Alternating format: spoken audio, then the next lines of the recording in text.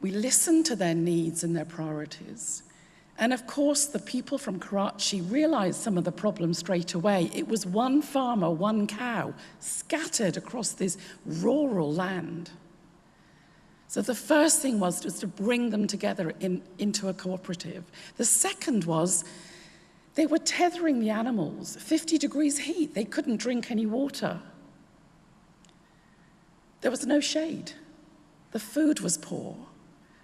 So they knew straight away sharing knowledge like this would actually improve the life of the farmer and the cow immediately. They even came up with the idea of if you give the cow a cool shower 1 hour before you milk it, you get an extra litre of milk.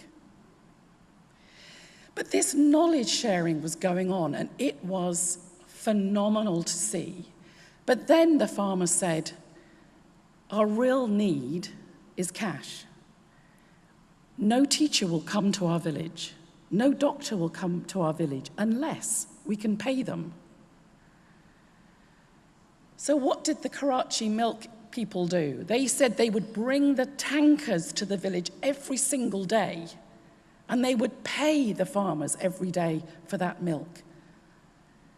A complete win-win situation. And there were such magical moments when you saw the Karachi business leaders sitting with the farmers, having a cup of chai. They were one. They'd come together and shared the insights. And I promise you, the city boys and girls that came to the village saw the happiness of community that these very poor people had developed. And they learnt appreciation and gratitude for people who had no electricity and no running water. A very beautiful moment. I don't know if any of you recognize what's on the screen, but this was something that I did with Richard Branson using exactly the same model, high in the Atlas Mountains in Morocco. Community and business people and farmers coming together. And it was one of the elders that spotted the saffron crocus growing. Saffron per ounce worth more than gold. Can you imagine how vibrant this community is now? Contribution is the greatest human need. We all love to give back. We all love to do good, but it's hard. Our lives are stressful and complicated, increasingly. So when we rush out to get a coffee at lunchtime and we hear a tin rattling, we think, must be a good cause, pop in a coin, don't know where it's going really, but just for that moment our guilt is assuaged and we have done some good. And as I enter first world countries, I see this happening. And then I could see the model that I've been using overseas, engaging business people. And I knew that one of my jobs was to create a model where people like yourselves can engage to actually make a difference within your country or outside of your country. And I have come up with a model called the Race for Good. Now, this model is an interesting one because I realize that you're all busy people, so you have a very short time that you have available to help. Also, that actually you like having fun. So I've created this Race for Good into a fast-paced, fun competition. There's teams. Each team have a whole diverse group in each team. It's time-bound. We have jokers and wild cards. We have a critical issue, social, environmental, that everyone is competing to solve. The money is always very small, whatever the problem is. Why do I do that? It's because when a large amount of money is given, we don't use our innovation or creativity as we should. In fact, the last Race for Good I ran was with Sir Richard Branson on Necker Island. You do notice the only person standing on the chair is Richard.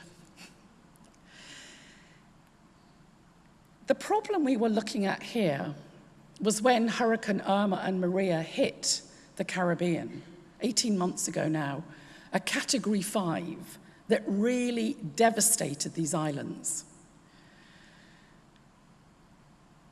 The rebuild of houses is happening. Water, electricity, all good. But the critical issue we were given was this. Crime is going up amongst the youth. Drugs are going up amongst the youth. Teenage pregnancies are going up amongst the youth. Why? School that was smashed by the hurricane is still only operating at half time. So teenagers have half their day with nothing to do. Every aspect of sporting activity also destroyed. The basketball court, the track and field, where they used to play cricket, everything is gone.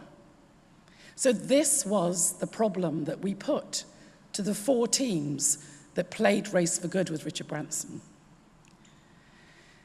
It was each team had a very diverse mix. We had Virgin Galactic future astronauts. We had Olympic athletes, we had top entrepreneurs, and we had the kids that were suffering, the students. We had the parents, we had the elders, we had the teachers. They played this game only over 90 minutes, but the results are phenomenal and they're being implemented. A huge apprenticeship program, hydroponic farming. The Race for Good is something that everyone sitting in this room has the possibility to engage with.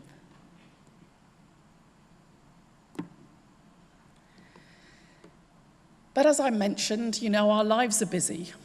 We have complicated lives, volatile, uncertain. And I know, because my first career, I was a nurse and I loved it. I just loved it. But I became a single mother in my late 20s, and I wanted to be able to take care of them as best as I could. So for the first time in my life, I took a job for money. It was a good company car, subsidized mortgage, great salary. I hated it. But every single day I carried on with this job because I would look at my children's faces and knew I was doing the right thing. But I noticed that I was drinking a bit more, and I was crying myself to sleep, and I was very miserable and complaining, but I still carried on. Until one day, when I was driving back from a sales conference, and I had terrible stabbing pains behind my eyes. And the curtains came down, and I went blind. I don't know how I survived it, how I didn't kill myself, but I didn't, and the doctor said it was hysterical blindness or stress blindness, and I was lucky my sight came back. But I promise you that was a day where my life changed. I realized that it was time to take care of myself, to find the balance in my life, to be aware of my pluses and minuses, my gifts, my talents, what I was born to do. And 2 years later, when my son went into the army and my daughter went to university, I sat them down on the sofa and I said, "Can I leave home now?" Because I'd realized that I wanted to help people in the worst places on earth.